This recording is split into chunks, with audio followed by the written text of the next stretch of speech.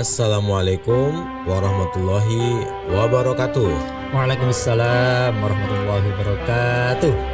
Bismillah walhamdulillah wassalatu wassalam ala rasulillah wa ala alihi wa sahbihi wa mawala wala hawla wa la quwata illa billah. Amma ba'du, rabbi israhli sadri wa yassirli amri wa hlul 'uqdatam min lisani yafqahu qawli. Selamat datang teman-teman Narabala Kiswah, kajian, siniar, dan dakwah. Alhamdulillah pada sore hari ini kita kembali melanjutkan kajian reguler yang akan melanjutkan sebuah kaidah umum. Alhamdulillah sudah di kaidah yang ke-6, Al-Qaidah Al-Aghlabiyah. Kaidah ini pastinya baru karena minggu kemarin kita baru menyelesaikan kaidah yang kelima sampai 5 series gitu. Nah, semoga di kaidah ini kita juga akan tuntas, entah akan berapa episode, yang pasti kita akan pelajari dari akarnya sampai bagaimana pengecualian kaidah-kaidah ini. Ya, kalau secara judul kita akan mengambil kaidah ini yaitu jika janggal jangan hukum maksimal. Kaidah umum yang ke-6. Seperti biasa, teman-teman yang punya pertanyaan, yang punya atau mungkin mengajak diskusi, dipersilakan untuk komen di kolom komentar YouTube dan akan kami ulas entah itu di episode ini atau di episode selanjutnya. Dan jangan lupa di akhir pekan kita juga punya Ihsan yang akan mengulas kesimpulan dari sebuah kaidah satu pekan yang kita bahas. Kepada Mas Rizal kami persilahkan. Terima kasih Mas Atung, naracara kita yang fenomenal. Oh, ini waktunya serius ini ya. Baik, Narabala Kiswah di jagat maya semuanya ya. Kita buka dulu dengan baca surah Al-Fatihah. Semoga apa yang kita kaji barokah, manfaat fiddini wa dunya wal akhirah. Amin. Bismillahirrahmanirrahim. Ilahullah Sholihah Al-Fatihah. A'udzubillahi minasyaitonir rajim. Iyyaka na'budu wa iyyaka nasta'in. Ihdinas siratal mustaqim. Shiratal ladzina an'amta 'alaihim ghairil maghdubi 'alaihim. Amin. Bismillahirrahmanirrahim. Rabbi shrah li sadri wa yassir li amri wahlul 'uqdatam min lisani yafqahu qawli. Kita akan melanjutkan kaidah ke-6 minal qawaid al-aghlabiyah, minal qawaid al-kulliyah, yaitu al-hududu tasqutu bisyubuhat. Kita kasih judul ya, teks kita ini lumayan ini kalau dikumpulkan ini ya, jadi manuskrip kalau kata Mas Atung. Khotwatul ikhtiyat fi qaidatil hudud tasqutu bisyubuhat. Langkah berhati-hati tentang kaidah al-hudud tasqutu bisyubuhat. Had itu gugur sebab ada syubhat. Nah, mungkin kita bisa tampilkan kitabnya.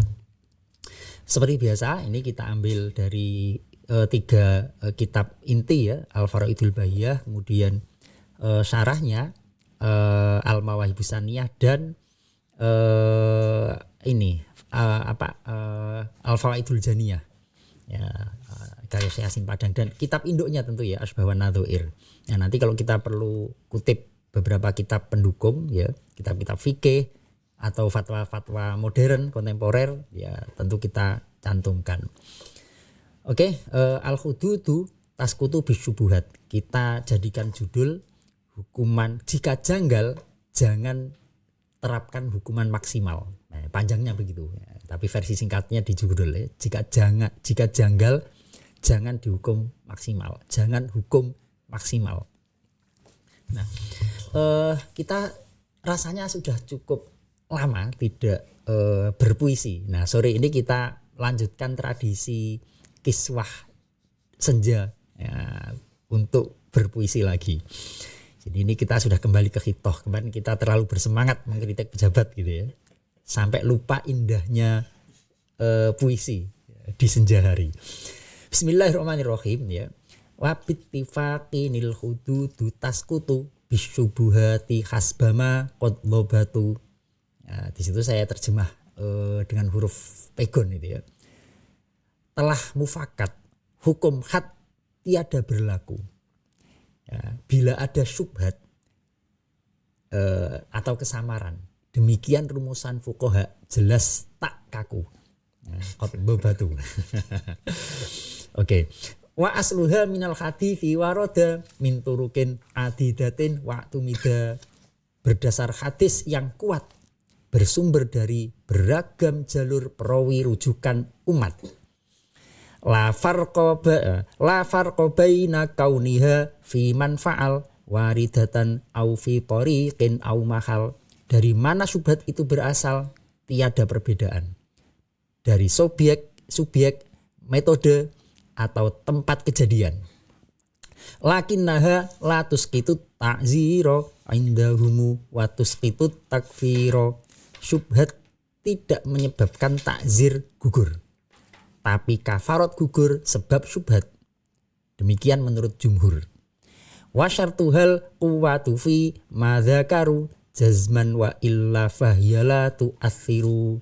Syaratnya syubhat harus kuat bertali. Jika tidak, tiada berpengaruh sama sekali. Oke, kita akan urai ya kata per kata ya dari puisi tadi. Ya tentu nanti kita pertajam dengan ngobrol gitu ya. Wabittifaqil hududu taskutu, wabittifakinil hududu taskutu ya, dibantu nun ya lil tiqois sakinain. Jadi sepakat bahwa had itu gugur bisyubuhati sebab syubhat. Apa itu had? Nah, had adalah jam'u haddin. Jamaknya apa? Hudud. Ya, di tagnya menggunakan redaksi hudud ya di puisinya. Karena kalau menggunakan redaksi had nanti secara puisi tidak kurang enak gitu ya. Al hudud jam'u haddin. Hudud itu bentuk pluralnya had. Nah, maknanya fil lughuh adalah al-man'u ya, larangan, melarang. Nah, di Al-Qur'an Allah berfirman tilka hududullahi fala taqrabuha. Nah, itu adalah larangan atau batasan ya. Larangan Allah, maka fala taqrabuha. Jangan Anda dekati, jangan kalian dekati. Nah, had dalam terminologi fikih, dalam istilah fikih adalah uqubatun muqaddaratun. Hukuman yang telah ditetapkan, yang wajibat, yang wajib haqqon lillahi ta'ala. Karena ada pelanggaran terhadap hakullah. Nah itu namanya had ya. Wa arrafahu asy-syafi'iyyatu wal hanabilatu bi annahu uqubatun muqaddaratun ala dzambin wajibat haqqon lillahi ta'ala. Ya, hukuman yang telah ditetapkan ya di nas ya atas dosa ya, atas pelanggaran hukum yang melanggar hakullah. Jadi pelanggaran itu ada pelanggaran terhadap hakullah dan ada pelanggaran terhadap hakul adami. Nah, kalau di usul fikih ada yang lebih detail lagi ya. Ada hak-hak itu yang tasyabuh baina hakullah dan hakul adami. Ada di satu sisi ada unsur hakullahnya, ada hakul adaminya. Nah, kita tidak terlalu detail di situ. Nah,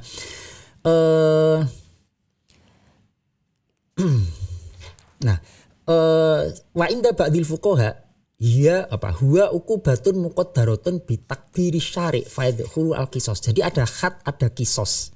Ada had, ada kisos. Nah, jadi itu artinya itu semua menjadi gugur sebab ada syubhat. Nah, apa itu syubhat yang bisa menggugurkan hukuman maksimal? Jadi hukuman maksimal itu kisos ya, kemudian had gitu ya.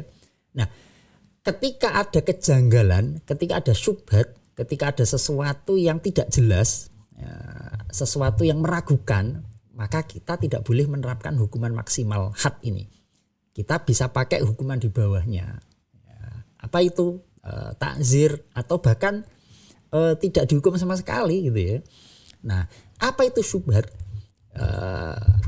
Asyubuhatu jam'u syubhatin. Qala Ibnu Syuraih fil Wada'i, ya, Ibnu Syuraih di kitab Al-Wada'i. Ya, kalau pengen tahu beliau siapa di hasyiahnya ya. Syubhat adalah majuhila tahliluhu alal haqiqati wa tahrimuhu alal haqiqah. Sesuatu yang tidak diketahui kehalalannya atau keharamannya, ya. Dia mengharamkan, menyebabkan haramnya sesuatu, menyebabkan halalnya sesuatu. Ini enggak jelas. Maka kalau gitu fayajibu fi ma hadza sya'nuhu at-tawaqquf anit tanawul. Maka wajib tawakuf. Jangan dilanjutkan. Nah, dalam konteks hukuman ini penting sekali ya. Ini prinsip bagi hakim. Jangan menerapkan hukuman maksimal kecuali telah terang benderang terbukti kejahatan itu memang dilakukan oleh terdakwa ya, oleh terdakwa. Wa asluha minal hadifi waroda. Dari mana kaidah ini berasal? Minal hadifi waroda, dari hadis. Min turukin adidatin wa'tumida, dari banyak jalur yang beragam ya, adidatin wa'tumida ya, dari perawi yang menjadi rujukan umat. Ini terjemahnya sudah terjemah ini ya, terjemah syarah ya, bukan terjemah puitis ya. Terjemah puitisnya tadi ya. Di antaranya qala sallallahu alaihi wasallam idra'u al-hududa bisyubuhati. Jauhilah, hindarilah untuk menerapkan menerapkan hukuman maksimal had sebab ada syubhat. Akhrajahu Ibnu Adi. Kemudian disebutkan juga hadis dari Abu Hurairah dari Ibnu Majah, idfa'u al-hududa mastata'tum. Sebisa mungkin jangan menerapkan hukuman maksimal. Sebisa mungkin. Nah, ada banyak versi hadis gitu ya. Wa akhraja al-Baihaqi ini diantaranya idra'u al-hududa 'anil muslimina mastata'tum. Hindari hukuman maksimal. Fa in wajadtum lil muslimi mahrojan, kalau ada mahroj, jalan keluar, fa khallu sabilahu, tempuh jalan itu. Nah, ini kaidah bagi imam nih. Kenapa? Fa innal imama la ayyukhti afil afwi khairun min ayyukhti afil ukubati. Seorang imam jika harus salah di dalam memaafkan atau salah di dalam menghukum, itu lebih baik salah karena memaafkan. Ya, karena kalau salah karena menghukum, misalkan yang bersangkutan sudah dihukum mati, nggak mungkin kalau ada peninjauan kembali dihidupkan kembali, nggak mungkin. Tapi kalau hukumannya terlalu ringan, bisa diproses di pengadilan berikutnya gitu ya. Tapi kalau udah ditembak mati, udah nggak bisa dihidupkan lagi ya. Nah, wa akhraja al-Baihaqi an Umaro wa Uqbata bin Amir wa Muadz bin Jabal mauqufan. Hadis ini mauquf. Nah, ada dari jalur lain statusnya sama, mauqufun, tapi hasanul isnadi. Nah, ini dasarnya. Nah, kita masuk ke contoh yang agak detail. Cuma ini kita ambil poin yang relevan saja ya. La farqa baina kauniha fi man fa'al waridatan au fi tariqin au mahal. Dalam kasus syubhat bisa menyebabkan gugurnya had ini tidak peduli ya, tidak ada perbedaan dari segi fa'ilnya, pelakunya, atau dari segi tempatnya, mahal, atau dari segi torik, metodenya. Contoh fil fa'il ya, dari segi subjeknya. Man wati'a imro'atan dzunnaha khalilatahu. Ya, ada misalkan ada acara kantor gitu ya. Karena pakai seragam ya. Termasuk sekeluarga ya, pakai seragam semua ya. Lampunya mati misalkan, masuk kamar tidur, dikira istrinya, ternyata stafnya. Pas bangun, loh kok bukan istri saya, sudah terlanjur berhubungan badan. Nah, ini ada syubhat. Karena tidak tahu, maka tidak boleh dihukum, tidak boleh dikenakan had. Ya. Man dzanna halilatahu, man wati'a imro'atan, orang berhubungan badan dengan perempuan, ya, tentu perempuan lain yang tidak halal, yang dzannaha halilah tahu, dia menduga itu perempuan halalnya. Nah, kalau fil mahal ini kasusnya budak ya, nanti kapan-kapan aja ini. Nah, au fit torik atau di metode. Nah, ini penting ini menurut saya ya. Gini, bi ayakuna halalan inda qaumin haraman inda akharin. Ada, karena kita tahu ya di fikih itu ada banyak sekali pendapat ya. Mazhab itu ada 4 ya, yang populer, yang besar. Nah, kalau menurut satu kaum halal, menurut yang lain haram, jangan tetapkan hukuman maksimal. Contoh kanikahil mut'ati, ini asbahun nadzuir ya. Kalau ada orang nikah mut'ah, jangan dihukum maksimal. Atau wan nikah bila waliyin au bila syuhudin. Ada orang nikah nggak pakai wali, menurut mazhab Imam Syafi'i tidak sah. Karena ada sebuah hadis ya, la nikaha illa biwaliyin ya. Tidak sah ya akad nikah tanpa, tidak ada nikah tanpa wali. Nah, la nikaha ini para ulama berdebat ya, yang dinafikan itu keabsahannya atau kesempurnaannya. Nah, ini kalau ada orang nikah nggak pakai wali, langsung jangan dihukumi, nikahnya nggak sah kemudian dihad. Jangan begitu. Seandainya toh sebuah negara mau menggunakan mazhabnya Imam Syafi'i, ya cukup kita batalkan saja pernikahannya tanpa perlu dihad. Nah, ini kalau di fikih ada kaidah la yungkaru fima yuhtalafu fihi wa innama yungkaru fima yuttafaqu alaih. Kita tidak boleh mengingkari sebuah kasus hukum yang hukumnya masih diperselisihkan. Yang kita ingkari adalah yang jelas-jelas hukumnya semua mengatakan haram. Makanya dalam hal ini saya tidak terlalu mengingkari rokok. Karena ada yang mengatakan makruh. Makruh gitu ya. Lakinnaha la tuskitu at-ta'ziro indahumu wa tuskitu takfiro. Tapi ya syubhat tidak menyebabkan takzir gugur. Tapi kalau kafarot gugur. Demikian menurut jumhur. Indahum ay indal jumhur, indal fuqaha. Al-Qafal mengatakan ya, sebelum kesimpulan ke Al-Qafal ini ya. Ini dulu. Falau jama'a nasiyan fi shaumi awil haji fala kafarota li syubhati. Orang menjima di siang hari bulan Ramadan atau ketika haji lupa dia, fala kafarota, enggak wajib membayar kafarot. Kenapa? Ada syubhat lupa. Para ulama kalau membuat contoh enggak tanggung-tanggung ya. Kalau dalam bab puasa itu ya, lupa makan ya wajar. Tapi lupa berhubungan badan, ya enggak kena syubhat. Tidak kena bayar kafarot, tidak dikenai kewajiban bayar kafarot. Wa kadza lawati'a ala dhanni anna syamsa ghorobat au anna laila baqin wa bana khilafuhu. Ya, bulan puasa ya Mas Atung misalkan dikira masih malam ya, karena rumahnya besar sekali ya. Kamarnya ada di tengah-tengah. Di bawah tanah, dikira masih malam, ya sudah berhubungan, ya sahur pakai ini daging mentah gitu ya. Ternyata sudah siang, ya sudah nggak kena kafarot. Nah, adapun soal puasanya, ya itu ada pembahasan lain. Atau sebaliknya, dikira matahari sudah tenggelam, ternyata belum. Nah, jadi udah nggak sabar gitu ya, mau buka, nggak sabar melihat istrinya pakai daster gitu ya.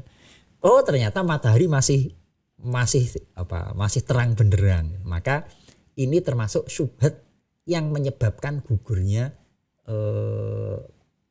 kafarot.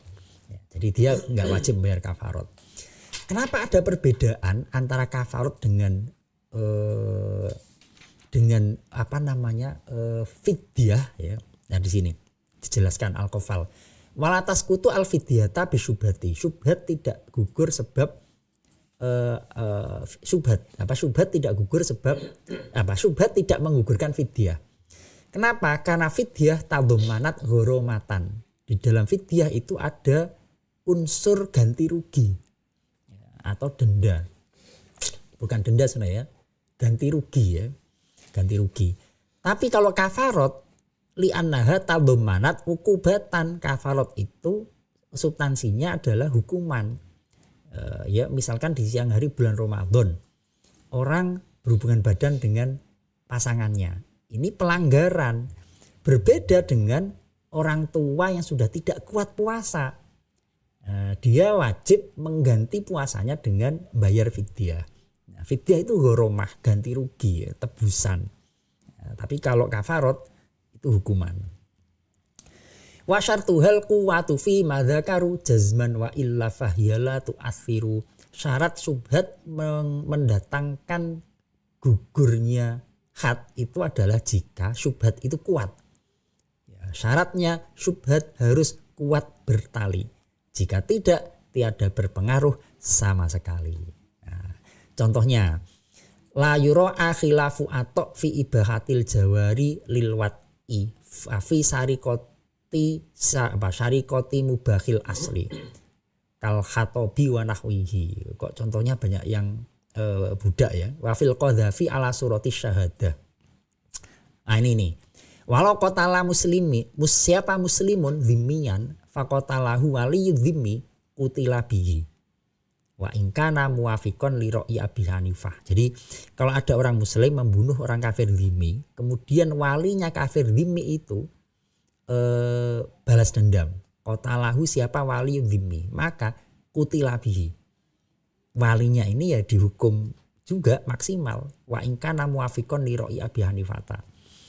Wa man syariban nabid yuhaddu. Jadi gini, di dalam mazhabnya Imam Syafi'i apapun yang memabukkan itu dikenai hukuman maksimal.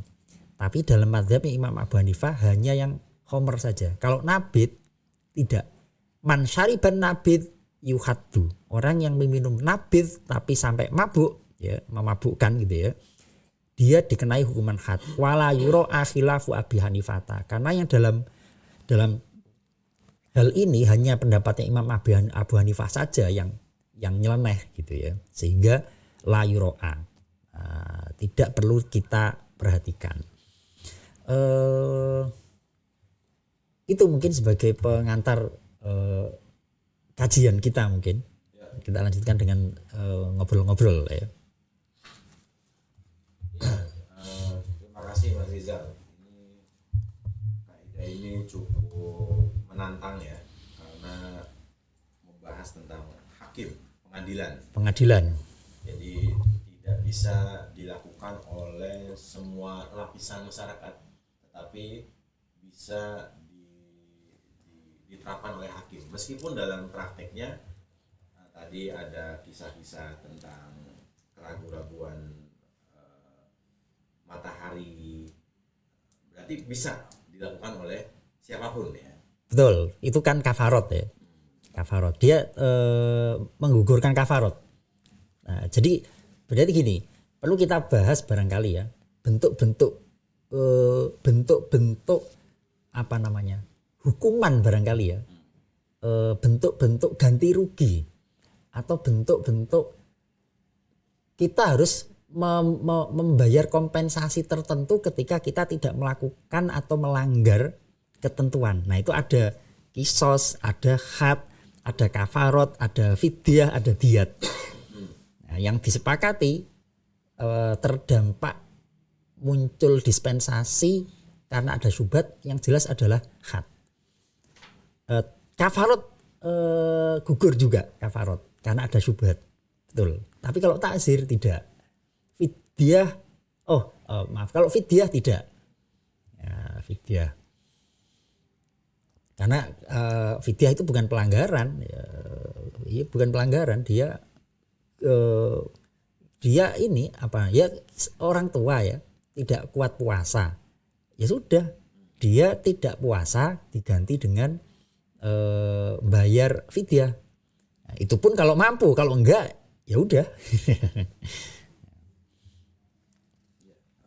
Tadi Mas jawab tentang dalil itu dikutipkan hadis ya. Hadis, betul.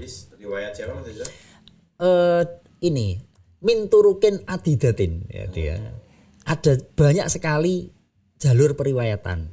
Ibnu Adi, kemudian Ibnu Majah, At-Tirmidzi, Al-Hakim, Mustadrak tentu ya, Al-Baihaqi, wa ghairuhum dan lainnya. Masih banyak lagi.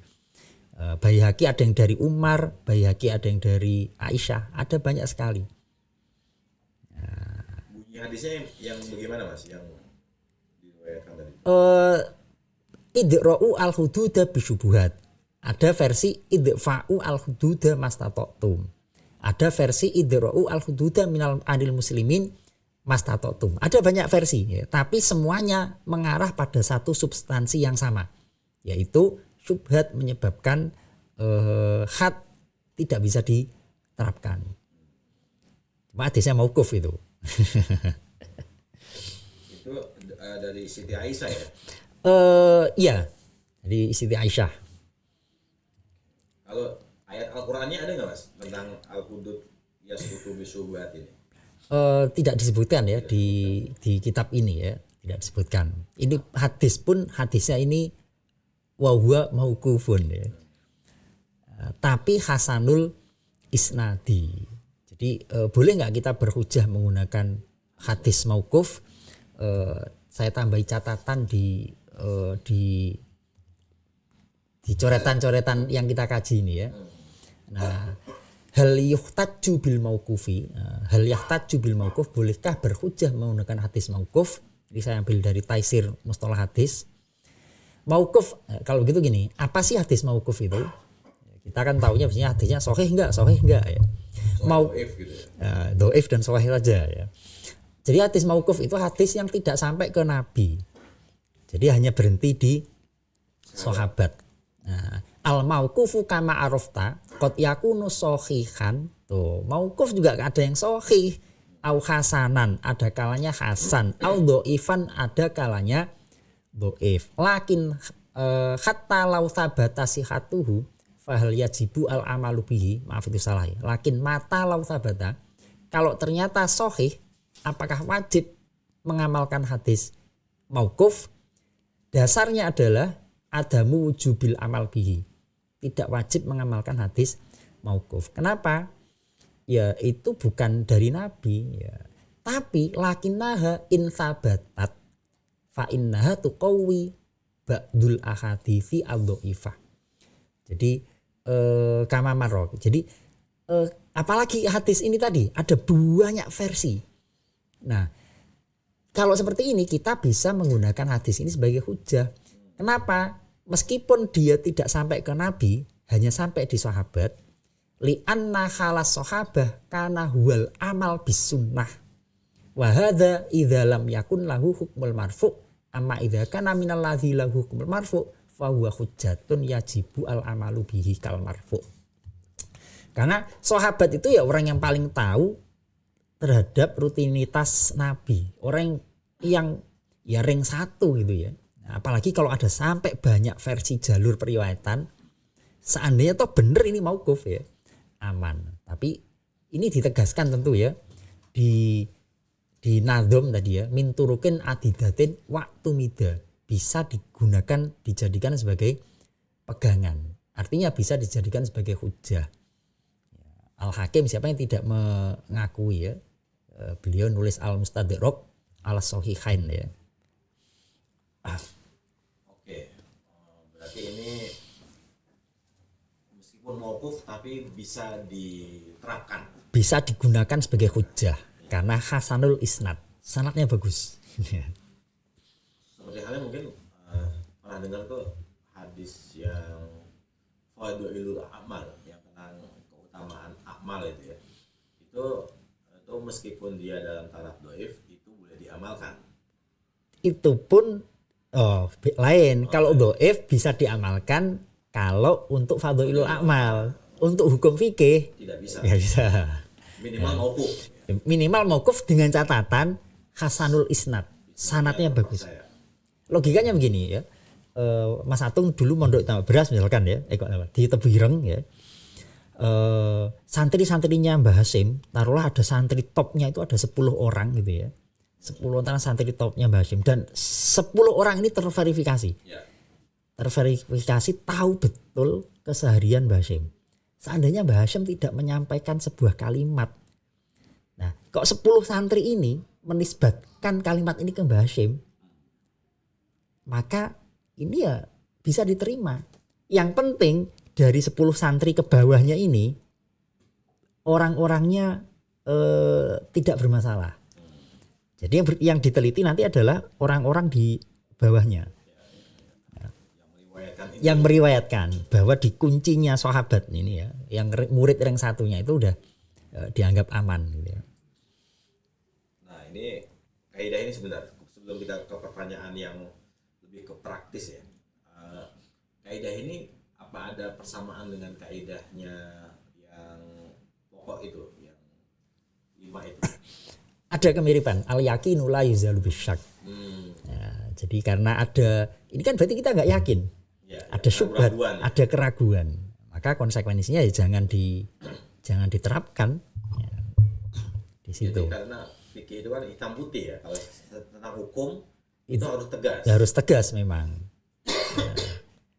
Fikihnya ya, tapi kalau di fatwa bisa lah kita fleksibel ya, dan memang harus fleksibel kalau di fatwa. Tapi kalau fikih memang harus tegas ya. Tapi kalau dilihat dari kaidah ini itu betapa rahmatan lil alaminnya itu kerasa gitu ya. Betul. Itu yang memang menjadi prinsip ya di dalam kaidah ini ya, rahmatan lil alamin itu. Kira-kira gini ya, sejajarnya orang gitu ya. Bahkan Nabi ketika ada orang ini di fatwanya Darul Ifta juga disebutkan ya. Kalau ada orang sudah ngaku gitu ya, saya habis zina gitu ya. Bagaimana caranya seorang hakim untuk tidak menerapkan hukuman had zinanya? Caranya gimana? Buka pintu syubhat. Tawarkan ke dia. Bener enggak? Yakin enggak Anda zina? Oh iya kayaknya enggak deh. Ya udah bebas kan? Dan itu yang dilakukan Nabi kan dulu. Ada orang ngaku saya habis zina. Oh enggak kali, cuma pelukan kali. Serius Nabi, saya tidur doang kali. Jadi mencari jalan untuk tidak paling ringan lah ya. Iya. Atau bahkan nggak ada hukuman gitu ya. Iya betul. Nah setelah itu penting kita nasihati. Lain kali jangan begitu. Nah, karena ini hukumannya berat gitu ya. Jadi sebisa mungkin dihindari ya.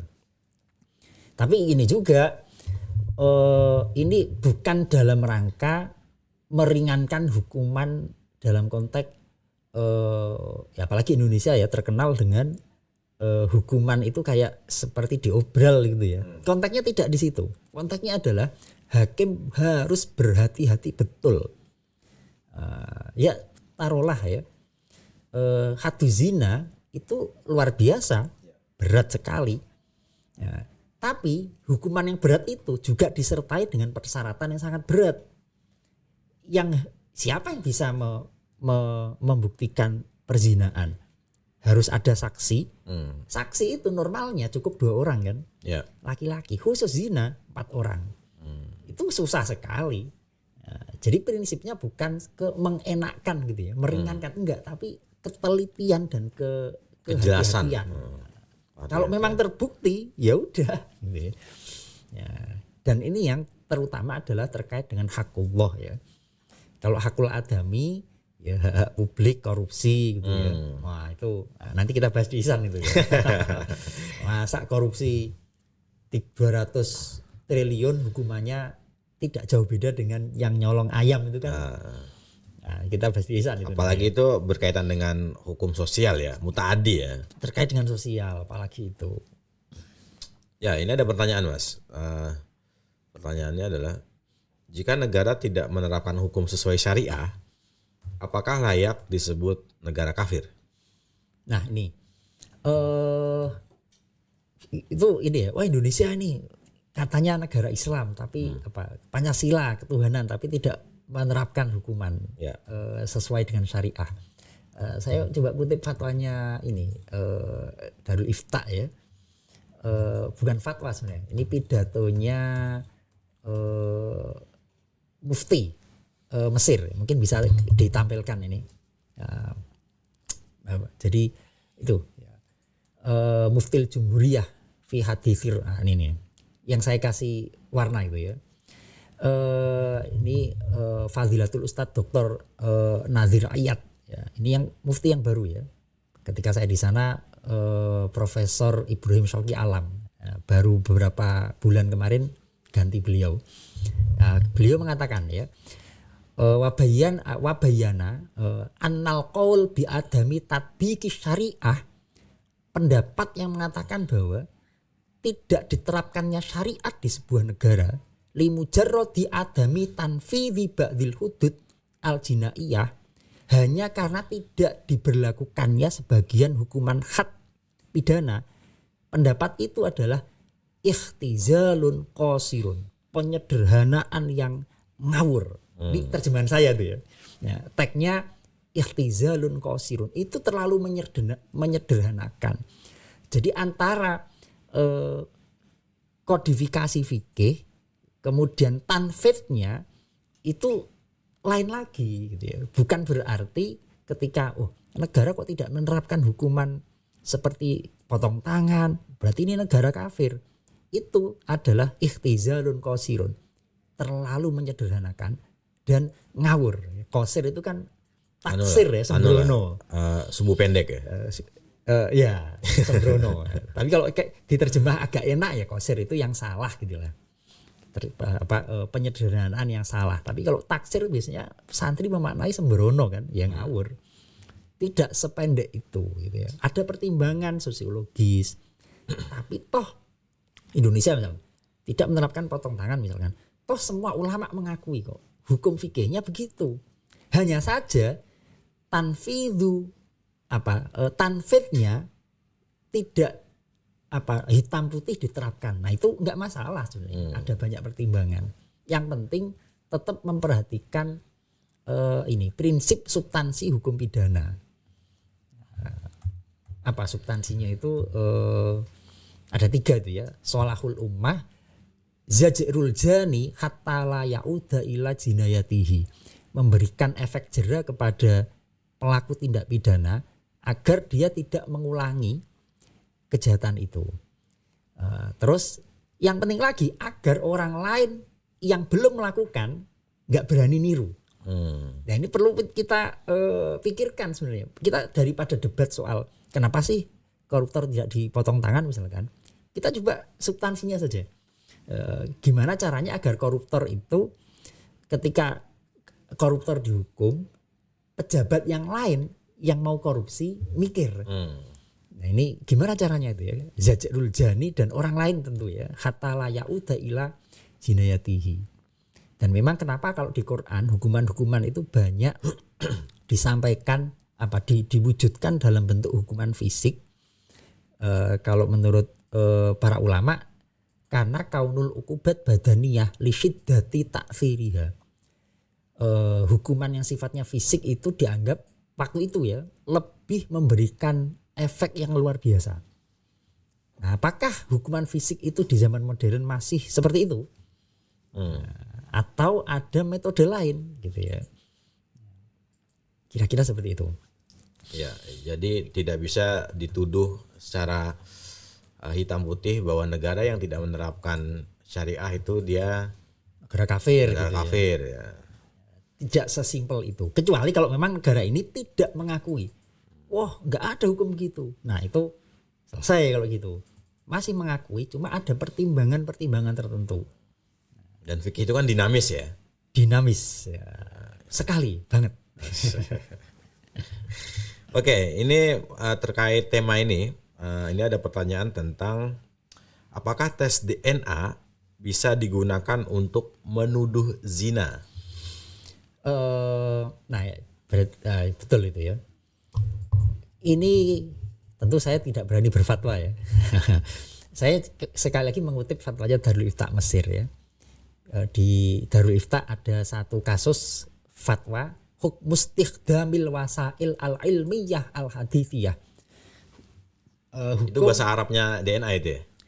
Bukan, belum. Oh, belum. Nah, ada lagi DNA. Itu hukum istikhdam menggunakan bantuan wasilah keilmuan modern fi itsbati jarimati zina untuk menetapkan tindak pidana zina. Artinya tidak hanya DNA. Ada banyak hal di sini. Yang jelas wasail ilmiah hadisiyah. Menggunakan wasilah mediator ilmiah modern. Nah, yang paling akurat itu kan DNA. Yang paling DNA. Kalau DNA itu katahlil basmah al-warothiyah ya, DNA itu. Itu kalau kata Darul Ifta tidak bisa. Kata mereka la yajuzu syar'an, tidak diperbolehkan secara syar'i istikhdamul wasaili al-ilmiyati al-hadisati. Tidak boleh menggunakan bantuan metode ilmiah modern fi itsbati jarimati zina untuk menetapkan jarimah zina. Oke, sorry saya potong. Berarti CCTV pun tidak boleh, tidak bisa. Apalagi cuma CCTV. Tapi bagaimana kalau kejadian begitu? Di fatwa berikutnya ya penjelasannya itu boleh digunakan untuk tidak menetapkan nasab, tapi jangan dihukum. Urusan nasab satu hal, hukuman satu hal. Jadi tetap ya di fatwa ini Darul Ifta ngotot bukti harus ada 4 saksi melihat langsung, itu tetap harus dipakai untuk menetapkan hukumannya. Kalau begitu kan jelas ada yang bertanggung jawab kan, 4 orang laki-laki disumpah di pengadilan. Nah kalau DNA tidak bisa seperti itu. Nah, nunggu berapa waktu juga kan setelah lahir kemudian baru ya tetap nggak bisa ya nggak bisa nggak bisa. Bahkan pengakuan dari yang bersangkutan saja itu masih diupayakan untuk mencari syubhat, menawarkan ya, yakin Anda gitu ya. Jadi fatwanya begitu. La yajuzu syar'an, tidak bisa. Dalam konteks hukumannya ya, dalam hal-hal lain nanti mungkin itu masih bisa. Ya, ini kita akan melanjutkan kaidah ini berapa episode kira-kira Mas? Ada pembahasan yang masih panjang nggak tentang kaidah al-hudud? Kalau rumusannya saya rasa hanya ini ya. Tapi kalau mau dikembangkan ya bisa saja sih. Kita lihat nanti di isannya. Kita lihat. Oke. Berarti kalau isannya masih ada pertanyaan-pertanyaan lanjutan, maka ini ada part 2-nya. Oke. Atau nanti di isan kok muncul, oh iya ya, ini kayaknya perlu dibahas ini ya. Nah, karena ini kan anaknya ada banyak sekali sebenarnya ya. Kasusnya. Had sendiri itu kalau di Quran itu ada had zina, ada kalau hukuman jelas ya ada kisos, ada had zina, hadul qadzaf menuduh orang zina, had sarik mencuri, nah korupsi masuk ke sini, qata'ut ya, begal. Nah, yang terakhir ini di Quran nggak ada, tapi adanya di hadis. Had syaribul khamr. Jadi peminum khamr itu juga di had itu sebenarnya. Kalau rokok enggak sih ya. Bisa nggak rokok diilhakan ke situ? Wah, ini rame nih. Kalau rokok dikasih asbak aja. Dikasih asbak, dilempar asbak. Jangan dikasih hukuman. Oke. Kita pantau ya media sosial. Siapa tahu ada yang nanya gitu. Nah, tapi ini ada pertanyaan tentang ini, Mas. Tadi kan menjelaskan tentang hudud dan takzir gitu ya. Itu kalau secara definisi itu apa? Bagaimana hudud dan takzir itu? Gini, kalau had itu yang jelas ya, yang muqaddaroh bisyari, yang Allah menentukan. Jadi kalau zina hadnya itu jelas ya, azani wazaniatu fajlidu nah jelas dijilid sekian kali jelas. Nah, takzir itu kalau tidak sampai maksimal. Ya misalkan kedapatan di kamar berdua pelukan. Nah, itu bisa dihukum tapi takzir saja. Dihukum oleh hakim, nggak bisa main hakim sendiri nggak bisa. Termasuk rame-rame juga nggak bisa. Maksudnya harus keputusan resmi dari pengadilan. Ya. Dan itu kalau tidak maksimal statusnya takzir, itu ya hukuman di bawah hukuman maksimal, tergantung sejauh mana pelanggarannya. Kalau cuma berdua ya paling apa gitu ya. Tapi kalau udah misalkan mohon maaf nggak pakai baju misalkan, tentu akan lebih berat takzirnya. Jadi kalau takzir itu di bawahnya hukuman yang sudah tertera secara definitif. Itu takzir. Dan itu kalau secara istilah di pesantren juga berlaku Menggunakan takzir. Nah Takzir, itu ya. itu udah betul itu istilahnya takzir. Kalau hukumannya berarti yang mana? Yang dikeluarkan kali ya. Itu udah hard banget itu ya. Itu sebenarnya takzir juga kan. Kecuali kalau anak pondok zina. Nah itu had. Nah, tapi kalau cuma ketangkep di mana di hotel Bawa HP lah misalnya. bawa HP, nah itu takzir. Indikasi itu takzir di lingkungan pesantren gitu ya. Takzir ya. Di perbankan itu juga menggunakan kok istilah takzir. Itu menggunakan fatwa Dewan Syariah, undang-undang juga menggunakan takzir. Tapi takzir untuk sesuatu yang nggak boleh sebenarnya. Makanya uang takzir itu kalau di perbankan di laporan keuangan dia masuk kas sosial. Jadi hasil menghukum mestinya pondok juga kayaknya begitu ya. Tapi pondok setahu saya begitu ya. Uang hasil takzir itu masuk kas sosial kan. Kas sosial nggak boleh, kalau di lembaga keuangan tidak boleh diklaim sebagai aset. Sumbangin ke pondok boleh itu. Beasiswa tuh, duit yang haram itu. Biar suci lagi gitu ya. Karena barang haram itu tak bertuan ya. Tak bertuan. Kalau ini, kok saya jadi ingat kasus inian ya. Kopi Mirna Jessica itu. Cyanida Ya, kopi yang sempat geger pada tahun 2015 atau 16 itu ya. Nah, itu kan samar-samar. Betul. Nah, itu saya nggak tahu hukum akhirnya bagaimana, dan kalau dalam kacamata fikih Islam apakah hanya bisa mengandalkan CCTV sebagai saksi? CCTV juga kayaknya untuk kasus kopi itu tidak terbukti betul kan. Saya nggak terlalu mengikuti ya. Tapi yang jelas pembuktian itu kan ada beberapa metode. Yang satu kalau terbukti kasat mata itu clear ya. Atau hasil dari beberapa peristiwa yang dirangkai dan rangkaian itu menuju ke satu kesimpulan. Ini tentu akan berbeda dengan misalkan orang nyolong ya, ketangkep tangan nyolong, atau ada rangkaian ngambilnya sih nggak kelihatan, tapi rangkaian peristiwanya ya ada orang masuk di sini nggak ada orang, nah dirangkai jamnya ketemu, tetap akan terbukti salah misalkan sama, tapi tentu hukumannya berbeda dong dengan yang tertangkap tangan, apa namanya, kekotiannya gitu ya, kepastiannya itu berbeda. Yang satu agak don dikit lah, meskipun juga dibenarkan kan, agak samar-samar ya.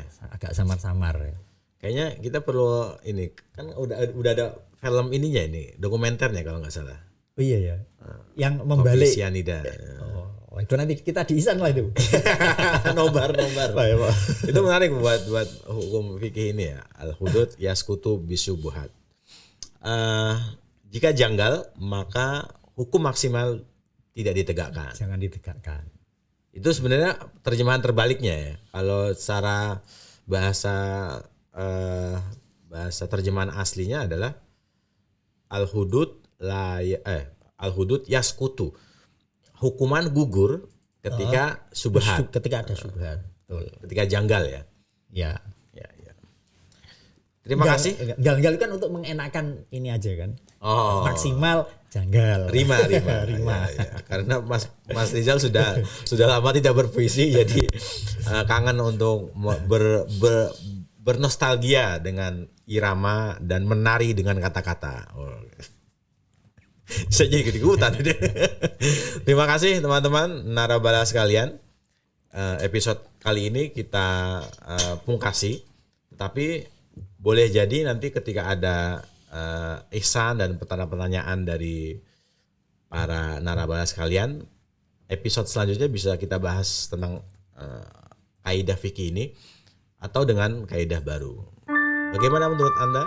Silahkan beri respon kepada kami. Terima kasih. Mohon maaf. Wassalamualaikum warahmatullahi wabarakatuh. Waalaikumsalam. Setiap hembusan nafas kita dari tidur dan terbangun saat sinar terang rembulan